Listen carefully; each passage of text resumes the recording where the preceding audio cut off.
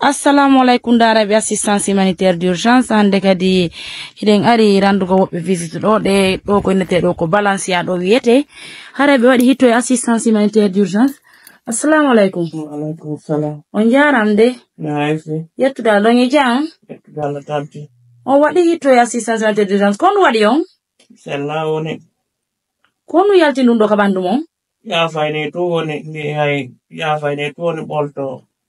ya fani tum bolto ya fa bolto koni Allahu akbar amdo no koni ni hande no hay kande rundu kan no yalti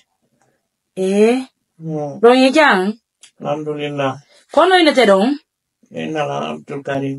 Abdul Karim kono wonno golle modon ko mesin wa pen lega onno goldude ono ngi sinu wabbe nebi ko dum do nangi on seeda koni seeda ne kono yombo wondi do yumma modo honto be kambe be woni andare be ga yas ton ni nebi ko dum do nangi on seeda tu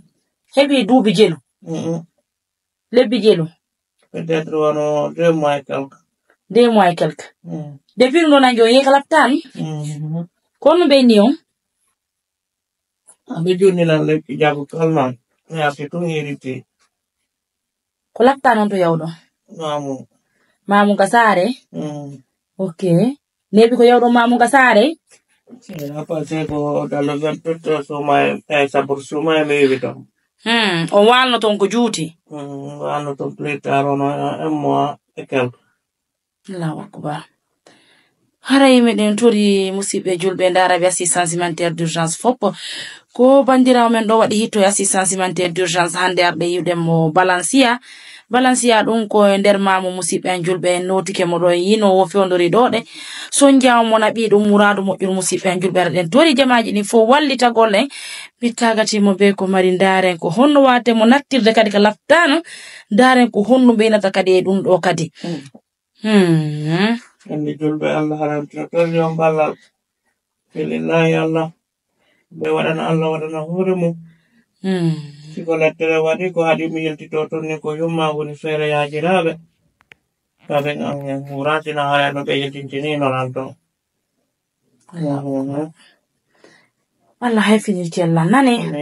meren assistance humanitaire d'urgence men notike on nani me wada hito e partenaire be man be si Allah jabi be wallito en ko buri e yawude si Allah jabi fino wawe nattirde on kala butani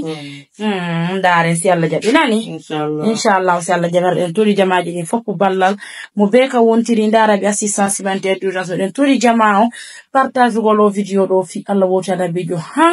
wawa be walde be nyaw video do den tori dum non jamaaji jolbe men fo mo be ka wontiri o ko tira men do wi e makko do de nani do hari ko wondo golde chinois be non yidum do ko sabo nena ona do wallini mo hande wundo wawanta hore makko ko woni do de o yi deja ko hotno den do yino woni réaction makko ngi bandu makko nu bandu no fo ko ni hay ko en kadi ko bango hatta sa fala tan nyobu ya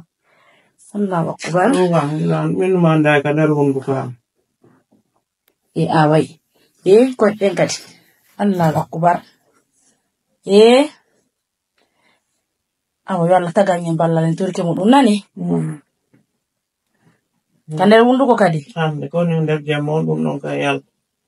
Allahu akbar ndem ci kuno wala ta won kintan ci o ko te on be do fu fayda da rank